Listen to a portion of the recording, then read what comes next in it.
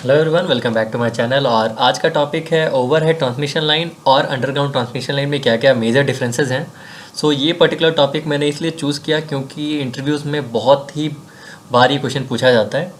Differences से पहले थोड़ा सा ओवरहेड ट्रांसमिशन लाइन और अंडरग्राउंड ट्रांसमिशन लाइन के बारे में बेसिक देख लेते हैं।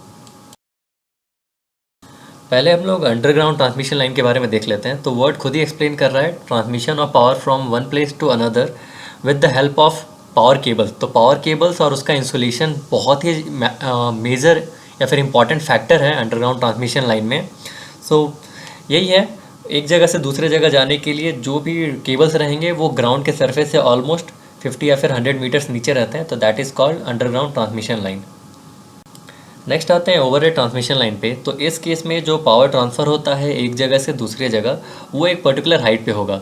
अब जो हाइट है वो वोल्टेज के ऊपर डिपेंड करेगा। अगर हम लोग अपने घर के ऊपर, घर के आसपास का ट्रांसमिशन लाइन देखें तो एक कम हाइट पे रहता है, बट और इसके बिल्कुल अपोजिट अगर वोल्टेज बहुत ज़्यादा है तो उसका हाइट बहुत ज़्यादा रहेगा, उस स्ट्रक्चर का, उस पावर केबल का हाइट हमारे सर के ऊपर से। तो that is overhead transmission line. अब आते हैं अपने मेन टॉपिक पे, that is difference in transmission line underground with respect to overhead lines.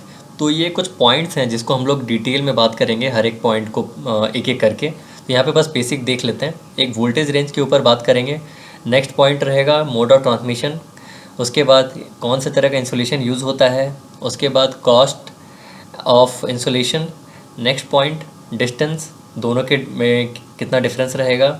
Next maintenance cost. उसके बाद जो बाहर का कंडीशन है, सराउंडिंग का कंडीशन, वो कैसे अफेक्ट करता है अंडरग्राउंड और ओवरहेड ट्रांसमिशन लाइन को।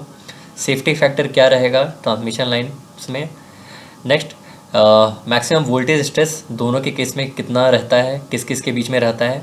और लास्ट पॉइंट लोकेशन पे या फिर एक पर्टिकुलर एरिया पे ओवरहेड ट्रांसमिशन लाइन और अंडरग्राउंड ट्रांसमिशन लाइन का क्या इफेक्ट रहता है। तो ये कुछ पॉइंट्स हैं जिसको हम लोग नेक्स्ट स्लाइड से डिटेल में बात करेंगे। पहला पॉइंट है voltage range. Overhead transmission line का मिनिमम वोल्टेज 230 से लेकर 400 किलो वोल्ट या फिर 700 किलो वोल्ट भी हो सकता है। बट उसके अपोजिट जो अंडरग्राउंड ट्रांसमिशन लाइन है वो जनरली 33 किलो वोल्ट या फिर 66 किलो वोल्ट मैक्सिमम लिमिट रहता है। और अभी रिसेंट में with the help of XLPE जो केबल है जिसका इंसुलेशन ज़्यादा होता है, उसमें 200 किलो वोल्ट तक भी अंडरग्राउंड ट्रांसमिशन लाइन में सप्लाई हुआ है। तो ये पहला पॉइंट है। नेक्स्ट पॉइंट है मोड ऑफ ट्रांसमिशन। इसका मतलब हुआ कैसे पावर एक जगह से दूसरी जगह जाता है अंडरग्राउंड और ओवरहेड ट्रांसमिशन लाइन में।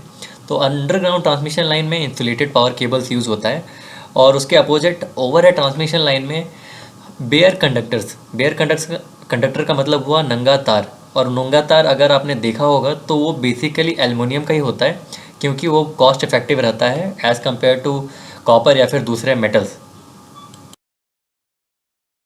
नेक्स्ट पॉइंट है इंसुलेशन यूज्ड बार कॉस्ट। तो अंडरग्राउंड ट्रांसमिशन लाइन के केस में जो इंसुलेशन है वो जो कंडक्टर का इंसुलेशन प्रोवाइड किया रहता है वो काम करता है। और बट ओवरहेड ट्रांसमिशन लाइन के केस में जो इंसुलेशन है वो दो चीज़ों से मिलता है। एक इंसुलेटर रहेगा जो पावर केबल और जो स्ट्रक्चर है उसके बीच में रहता है, और एयर जो कि दोनों कंडक्टर्स के बीच में काम करता है। लास्ट पॉइंट को समझने के लिए ये दो पिक हैं, अंडरग्राउंड का ये वाला और ओवरहेड ट्रांसमिशन लाइन का ये रहा। नेक्स्ट पॉइंट है मैक्सिमम वोल्टेज स्ट्रेस किस पॉइंट पे मिलेगा आपको ओवरहेड एंड अंडरग्राउंड के केबल्स में। तो अंडरग्राउंड को पहले देखते हैं। तो यहाँ पे बिटवीन टू कंडक्टर्स, तो दो कंडक्टर के बीच में सबसे ज़्यादा वोल्टेज का स्ट्रेस मिलेगा और उस वोल्टेज को बचाने के लिए प्रॉपर इंसुलेशन होना चाहिए। नेक्स्ट है ओवरहेड ट्रांसमिशन लाइन के केस में, तो इसमें between conductor and support, sorry conductor का स्पेलिंग गलत है, तो कंडक्टर और जो उसका जो सपोर्ट है उसके बीच में सबसे ज़्यादा स्ट्रेस रहता है। कंडक्टर क्योंकि उसमें सप्लाई है और सपोर्ट क्योंकि वो अर्थ के साथ है। तो ये दो फैक्टर बहुत इंपॉर्टेंट हैं। नेक्स्ट पॉइंट है सेफ्टी एंड डिस्टेंस। तो इस स्लाइड में हम लोग देखने वाले हैं कौन सा ट्रांसमिशन लाइन ज़्यादा सेफ़ है और कौन सा ट्रांसमिशन लाइन कितने डिस्टेंस के लिए यूज़ होता है। तो पहले डिस्टेंस को देख लेते हैं। तो अंडरग्राउंड ट्रांसमिशन लाइन काफ़ी छोटे डिस्टेंस के लिए यूज़ होता है, 5 to 10 kilometres approx. But overhead transmission line बहुत ही ज़्यादा हंड्रेड्स ऑफ किलोमीटर्स तक के लिए यूज़ होता है। एक सब स्टेशन से दूसरे सब स्टेशन तक भेजना है या फिर एक पावर स्टेशन से सब स्टेशन को भेजना है तो वहाँ पे ओवरहेड ट्रांसमिशन लाइन ही यूज़ होता है। उसके बाद सेफ्टी को देखें तो अंडरग्राउंड ट्रांसमिशन लाइन काफ़ी सेफ़ है, क्योंकि ये इंसुलेटेड केबल्स के साथ रहता है, और अंडरग्राउंड है तो जो भी प्रॉब्लम होगा वो अंदर होगा, ऊपर बाहर एक्सपोज नहीं होता है। उसके dead opposite overhead transmission line, उसमें जो कंडक्टर है वो बेयर कंडक्टर्स हैं, वो अगर ख़राब होके अगर ज़मीन पे भी गिर गया तो वो एक्सपोज होते हैं आदमी को या फिर जो भी एनिमल्स हैं, तो वो सेफ़ नहीं है as compare to underground transmission lines. इस पिक में आप देख सकते हैं ओवरहेड ट्रांसमिशन लाइन घर के आसपास भी। नेक्स्ट पॉइंट है इनिशियल कॉस्ट एंड मेंटेनेंस। तो ओवरहेड ट्रांसमिशन लाइन का इनिशियल कॉस्ट काफ़ी कम रहता है as compare to underground transmission line, अगर सेम पावर रेटिंग का हम लोग को इंस्टॉलेशन करना है। ये इसलिए क्योंकि अंडरग्राउंड ट्रांसमिशन लाइन में पावर केबल्स यूज़ होते हैं जो कि काफ़ी कॉस्टली होते हैं। उसके बाद नेक्स्ट पॉइंट पे आते हैं, दैट इज़ मेंटेनेंस। तो मेंटेनेंस अंडरग्राउंड ट्रांसमिशन लाइन में बिल्कुल भी ज़रूरत नहीं होता है, but in case of overhead transmission line continuous maintenance, continuous checkup required होता है, क्योंकि वहाँ पे इंसुलेटर्स यूज़ होते हैं और इंसुलेटर्स एक स्ट्रक्चर के साथ कनेक्टेड होते हैं, जैसा कि फ़ोटो में दिखा। तो वहाँ पे उसका रेगुलर चेकअप बहुत इंपॉर्टेंट है। बट अंडरग्राउंड ट्रांसमिशन लाइन में एक प्रॉब्लम है कि अगर केबल किधर भी डैमेज हुआ तो उसको फाइंड आउट करना बहुत मुश्किल है, और वहाँ पे वो बहुत हेक्टिक जॉब है और पूरा केबल चेंज करना होता है।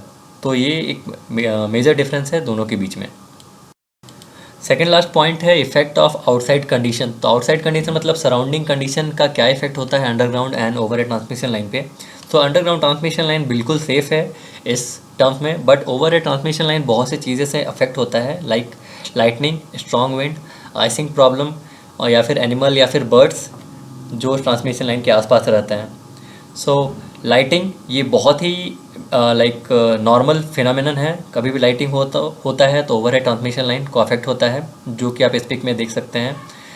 वो जो उसके ऊपर जो एक कंडक्टर होता है सबसे टॉप वाला, वो इसके लिए प्रोवाइड होता है। नेक्स्ट आइसिंग के चलते केबल पे ज़्यादा वेट पड़ सकता है, वो डैमेज हो सकता है, या फिर आइसिंग के चलते जो इंसुलेशन प्रॉपर्टी है वो इंसुलेटर का वो ख़राब हो सकता है। तो ये सब बहुत इंपॉर्टेंट फैक्टर्स हैं।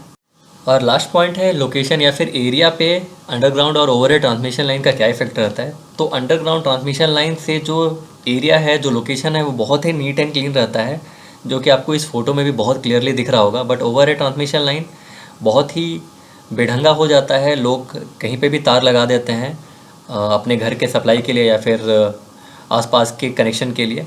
तो ये भी एक बहुत इंपॉर्टेंट फैक्टर है in terms of keeping the area clean.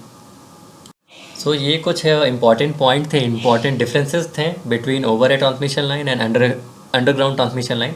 Hope आपको ये वीडियो यूज़फुल रहा होगा। If so please support the channel. अगर आप पहली बार चैनल पे आए तो प्लीज़ सब्सक्राइब इट। वीडियो अच्छा लगा हो तो प्लीज़ लाइक कीजिएगा, और कुछ पूछना होगा तो प्लीज़ कमेंट कीजिएगा। Thank you so much for watching the video again.